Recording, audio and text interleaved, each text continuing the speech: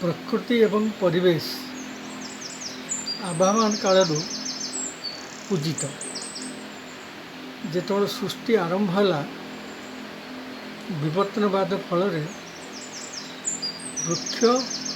लता एवं पशुपक्षी एका सागरे बढ़िले तेबे प्रकृति जहाँ को आम साधारण भाव में वृक्षलता को ही बुझु रही जीवजगत आज पर्यंत तिष्ठि रही जीवजगतर सेवारे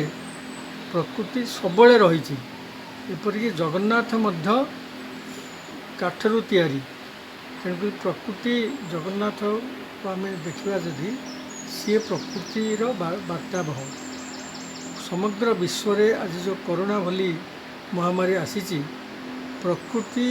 प्रति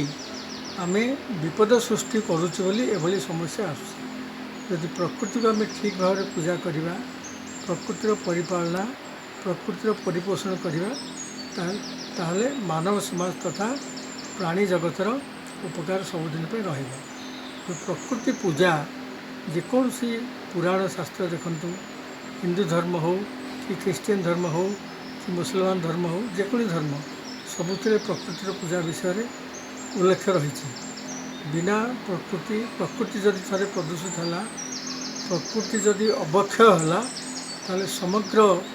मानव जाति सहित प्राणी जगत निश्चित भाव में प्रभावित है। तेणु आम सबुबले चेष्टा करवा प्रत्येक दिन घरे सपरिवार उठिकी प्रकृति को पूजा करवा वृक्षलता को पूजा करवा स्नेह करवा आकाश को पूजा करवा सूर्य को पूजा करवा गछरे पानी टिके देवा।